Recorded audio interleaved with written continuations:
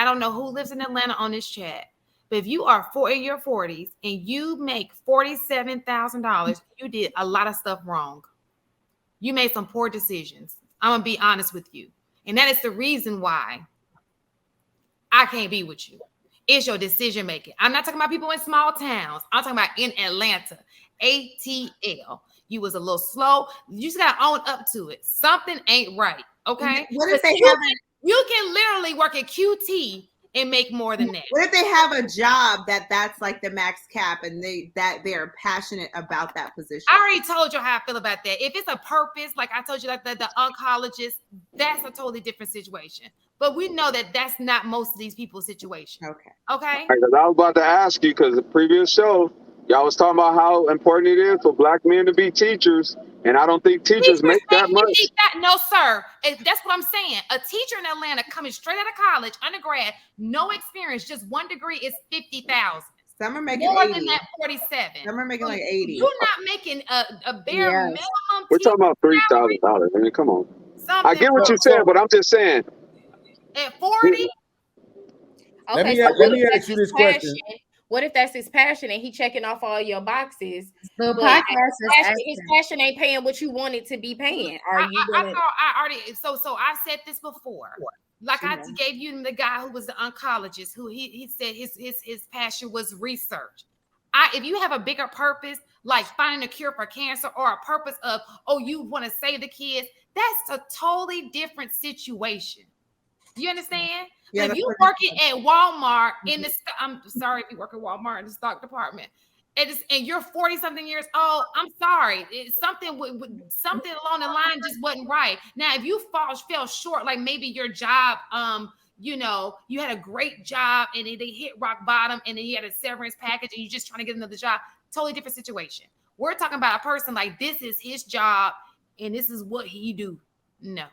So let me ask you this question real quick. If somebody said that same thing to you about the income that you're making right now, what would your response be? About my income? Yeah, I don't make $47,000. That's not okay. So just the question is, her voice changed and everything. If somebody said to you, "Hey, Shantae, you make how much? Oh man, you must have made some mistakes and some bad choices in life. You must be a little slow." What would your response be? Listen. You know what? I may be a little slow. Shit. I mean, if I made $43,000, sometimes you gotta look at y'all. Nobody wants to not 43. I'm talking about what you make. I make 85,000. Okay, so if somebody said that about your 85,000, are we sitting here saying $43,000 in Atlanta? I'm just asking you. 43,000 in general. He said the same thing to not me. In general. I'm talking about in Atlanta. I can't talk about Alabama. Even in Atlanta. Listen, if you working somewhere and you did something wrong, it's a resume. Period. Would you go apply for a job? It's just what it is. So maybe what did you? Maybe working is just not your thing. So what did you do wrong that you're only making 85,000? Because I know people that's making 150. And I'm trying to figure out where you went wrong. I chose to be a teacher. I see what you're doing, podcast. Shout out to you. I'm sorry. See, I gotta wait. Hold on. I gotta try to turn this into an intellectual conversation. So do we understand what control family household wages? What in the world control family household wages? Mikhail, yes, that's poverty. I'm sorry. No, but it's a question to the panel. Do we not know what control family household wages? I think a lot of people don't know that. Okay, so I'm gonna tell you, right?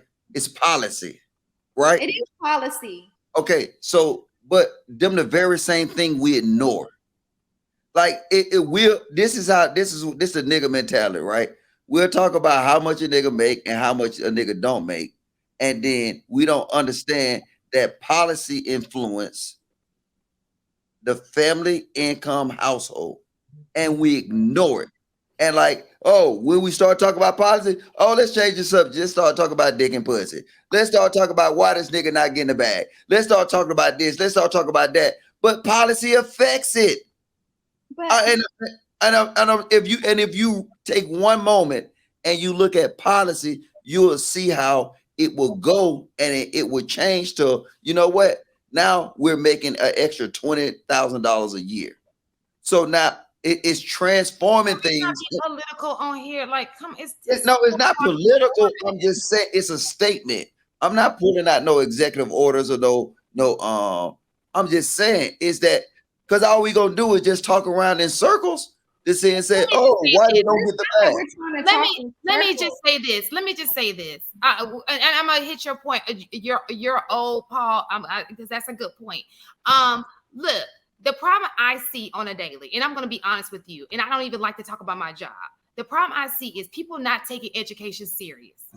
They think, oh, I don't have to turn things in, blah, blah, blah, blah. I don't. And when you graduate, you wonder why there are not these opportunities because you never took it serious in the first place. And so that's why I try to teach my students, listen, stop acting like this is not, it's just an option. This is your opportunity. The more work you do now, the less work you're going to have to do later on. Thank you.